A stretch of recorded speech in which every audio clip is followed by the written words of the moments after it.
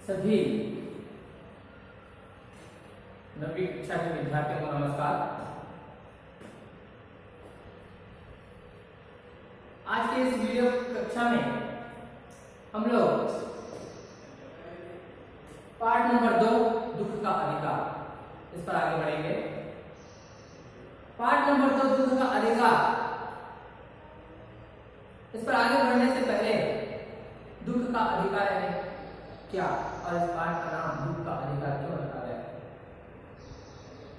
तो यह पाठ हमें इस पाठ के शीर्षक से यह सिखाता है कि मनुष्य को अपने जीवन में अपनी परिस्थिति के आधार पर सुख दुख खुशी और गम मनाने का कितना अधिकार किसको देता है आज का ये समाज। इस चीज को इस पाठ में बहुत ही खूबसूरत तरीके से बताया गया है। एक छोटी सी कहानी की जरूरत है,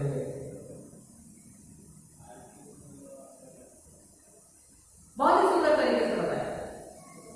तो हमारे समाज की इस परिस्थिति को हम इस पाठ के सहारे जानने की कोशिश करेंगे।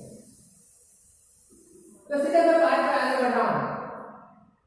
इस पाठ के मुख्य 3 पात्र हैं, एक तो लेखक, दूसरा बूढ़ी मां, फिर भगवाना। इन तीनों से जो एक मेरे को देखते हुए एक अलग से उदाहरण के तौर पर एक संग्राम की महिला को यहाँ पर लिया गया है। दोनों में अंतर बताने के लिए समाज में गरीब और अमीर की परिस्थिति को भांपने के लिए एक गरीब महिला जो कि बूढ़ी मां है और एक संभ्रांत महिला क्योंकि पैसे वाली और अमीर महिला है।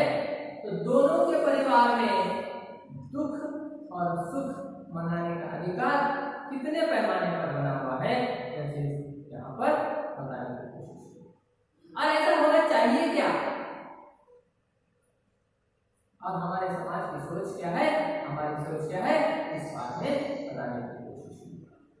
तो सीधे इस पाठ पर आगे बढ़ते हुए आपको यह पाठ एक कहानी के रूप में सुना रहा हूं क्योंकि हमें दुख के अधिकार का कितना अधिकार हम लोगों को है यहाँ पर बताने की कोशिश की है। जानेंगे सीधे पाठ।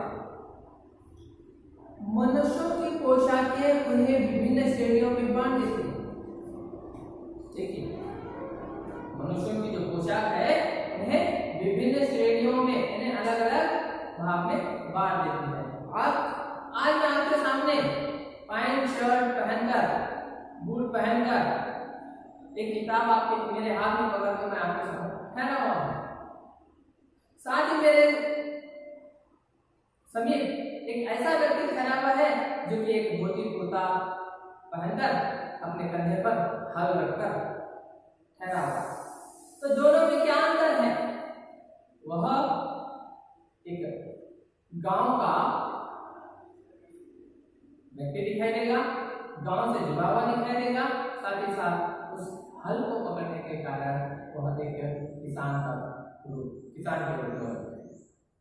और मैं एक शहरी व्यक्ति, साथ ही साथ हाथ में किताब पकड़ने के कारण एक शिक्षक के रूप में हमको दिखाई देगा। ऐसे ही अलग अलग मनुष्य की अलग अलग पहचान हो जाती है। वही मनुष्य की पोशाक में विभिन्न श्रेणियों में बांट देती है। प्राय पोशाक ही समाज में मनुष्य का अधिकार और उसका दर्जा निश्चित करती है। वह हमारे लिए अनेक बंद दरवाजे खोल देती है। देखिए, वह हमारे लिए अनेक बंद दरवाजे खोल देती है, परंतु कभी ऐसी भी परिस्थिति आ जाती है कि हम जरा नीचे झुककर समाज की निचली श्रेणियों की अनुभूति को समझना चाहते हैं। यानी गरीब तबके, उनके बारे में, उनके जीवन के बारे में जानना चाहते हैं। उस समय यह पोशाक ही बंधन और अड़चन बन जाती है।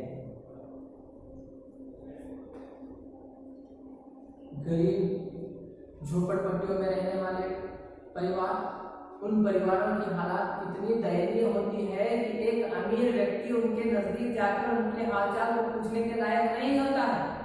अगर पूछने के लिए वहां पर चला जाए तो वह भी अपनी इज्जत को, अपने मान सम्मान को बचाते हुए वहां पर जाना होगा उसे। जब भी उसकी समाज की दृष्टि उस व्यक्ति पर पड़ेगी, उस गरीब परिवार से मिलने की कोशिश करने के लिए कोई व्यक्ति, सुसंपन्न व्यक्ति वहां पर जाने की कोशिश करता है, तो समाज की दृष्टि पड़ेगी और दोनों में कुछ न कुछ चर्चा प्रारंभ करने की सोच वहां पर समाज के लोग करते हैं।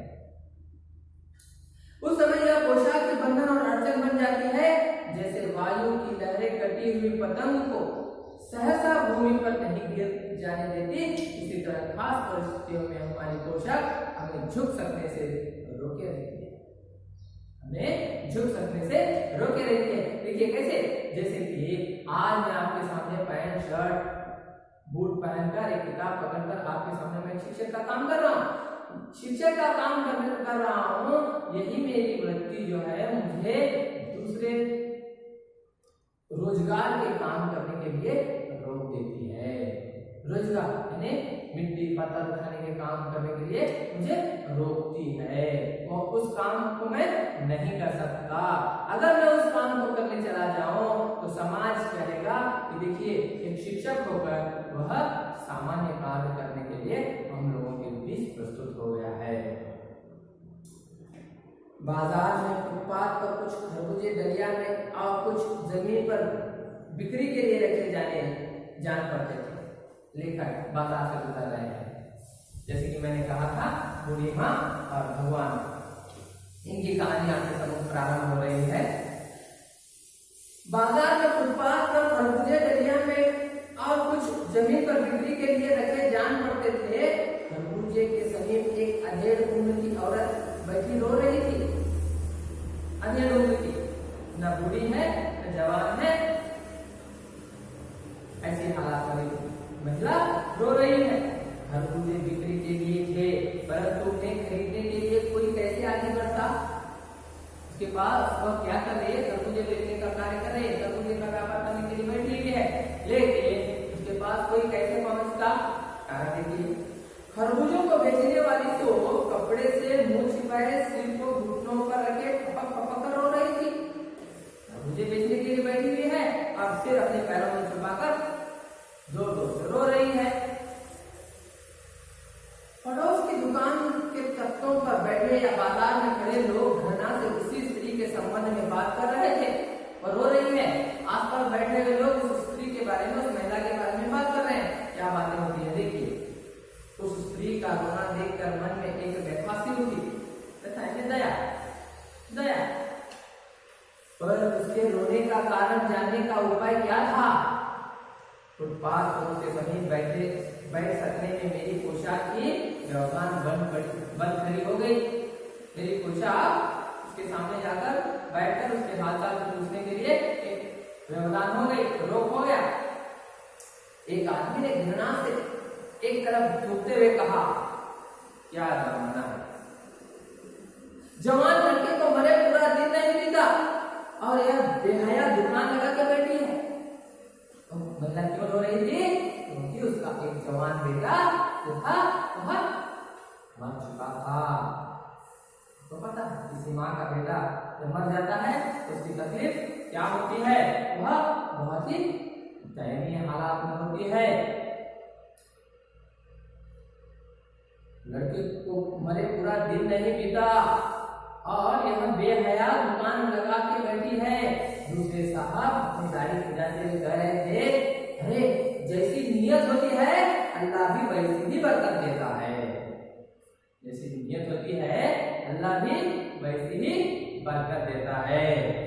सामने के फुटपाथ पर खड़े एक आदमी ने दिया सलाई की तीली से कान खुजाते हुए कहा, अरे इन लोगों का क्या है, अरे इन लोगों का क्या है, ये कमीने लोग रोटी के टुकड़े पर जान देते हैं। ये कमीने लोग रोटी के टुकड़े पर जान देते हैं। इनके लिए बेटा बेटी कसम लुगाई धर्म ईमान सब रोटी का टुकड़ा है। जीव पैदा हुआ ही है तो पैदा होने के बाद उसका एक ही काम बनता है अपने पेट की रक्षा करे, अपने पेट का संरक्षण करे, अपना करते हुए फिर बाद में अपने परिवार का होने दो, अपने समाज का होने दो। हर एक की जिम्मेदारी बनती है। लेकिन समाज की सोच देखिए, परचून की दुकान पर बैठे लाला जी ने कहा, अरे भाई उनके लिए मरे जिए का कोई मतलब न हो, उनके लिए मरे जिए का कोई मतलब न हो, और दूसरे के धर्म ईमान का तो ख्याल करना चाहिए। जवान बेटे के मरने पर 13 दिन का सूतक होता है। कितने दिन का? 13 दिन का सूतक होता है। और वह यहाँ सड़क पर बाजार में आकर खरबूजे बेचने बैठ गए हैं। 1000 आदमी आते जाते हैं। कोई क्या जानता है कि इसके घर में सूतक है? कोई इसके खरबूजे खा ले तो उसका ईमान धर्म कैसा रहेगा? क्या अंधेर है, क्या अंधेर है। पास पड़ोस की दुकान से पूछने पर पता लगा उसका 23 बरस का जवान लड़का था। उस बुढ़िया का जो लड़का था वह 23 बरस का था। समाज की सोच तो ये है, बुढ़िया खरबूजे बेच रही है, मरकर एक दिन पूरा नहीं हुआ लेकिन खरबूजे बेचने आई भी है। कारण देखिए, पास पड़ोस की दुकान से पूछने पर पता लगा उसका 23 बरस का जवान लड़का था। घर में उसकी बहू और पोता पोती है। उसके घर में बहू और पोता पोती है। लड़का शहर के पास 1.5 बीघा जमीन पर 1.5 बीघा जमीन में कचियारा करके परिवार का निर्वाह करता था। मतलब साग सब्जी फल उगवा कर वह अपना गुजारा करता था। खरबूजे की डलिया बाजार में पहुंचा कर कभी लड़का स्वयं सौदे के पास बैठ जाता, कभी मां बैठ जाती। लड़का परसों सुबह मुंह अंधेरे सवेरे सवेरे मुंह अंधेरे बेलों में से पके खरबूजे चुन रहा था। गीली मेघ की तरावट में विश्राम करते हुए शाम पर लड़के का पैर पड़ गया। सांप ने लड़के को डस लिया। सांप ने लड़के को डस लिया। लड़के की बुढ़िया माँ बावली होकर ओझा को बुला लाई। देखिए हमारी जो कुरीतियों वाली पद्धति है, हम लोग सीधे दवाखाने में जाकर झाड़ू पोछा जादू मंत्र पर भरोसा कर अपने आप को मौत के मुंह में धकेल देते हैं। यह भी एक चीज हम लोगों को सीखने मिलती है। लड़के की बुढ़िया माँ बावली होकर ओझा को बुला लाई। झाड़ना फूंकना हुआ, नागदेव की पूजा हुई। पूजा के लिए दान दक्षिणा चाहिए। घर में जो कुछ आटा और अनाज था दान दक्षिणा में उठ गया। दान दक्षिणा में उठ गया, सब कुछ समाप्त हो गया। घर में माँ बहू और बच्चे भगवाना से लिपट लिपट कर रोए। पर भगवाना जो एक दफे चुप हुआ तो फिर न बोला। एक दफे चुप हुआ तो फिर न बोला, मतलब वह मर गया, इस दुनिया को छोड़कर चला गया। सर्प के विष से उसका सब बदन काला पड़ गया। जिंदा आदमी नंगा भी रह सकता है, जिंदा आदमी नंगा भी रह सकता है, परंतु मुर्दे को नंगा कैसे मिला किया जाए? उसके लिए तो बाजार की दुकान से नया कपड़ा लाना ही होगा, चाहे उसके लिए माँ के हाथों की छन्नी कटना ही क्यों न बिक जाए। भगवान परलोक चला गया। घर में जो कुछ चुन्नी भूसी थी तो उसे विदा करने में चली गई। बाप नहीं रहा तो क्या, लड़के सुबह उठते ही भूख से चिल्लाए। दादी ने उन्हें खाने के लिए खरबूजे दे दिए, लेकिन बहू को क्या देती? देखिए कारण, खरबूजे बेचने का कारण, बहू का बदन बुखार से तबीयत की तरफ था। अब बेटे के बिना गुड़िया को दुअन्नी चुअन्नी कौन उधार देता? गुड़िया रोते रोते और आंखें पोंछते पोंछते भगवाना के बटोरे हुए खरबूजे दरिया में समेट कर बाजार की ओर चली और चाहती। गुड़िया खरबूजे बेचने का साहस करके आई थी, परंतु सिर पर चादर रखे थे, सिर को घुटनों पर टिकाए हुए पपक पपक कर रो रही थी। यह हालात उस बूढ़ी मां की थी।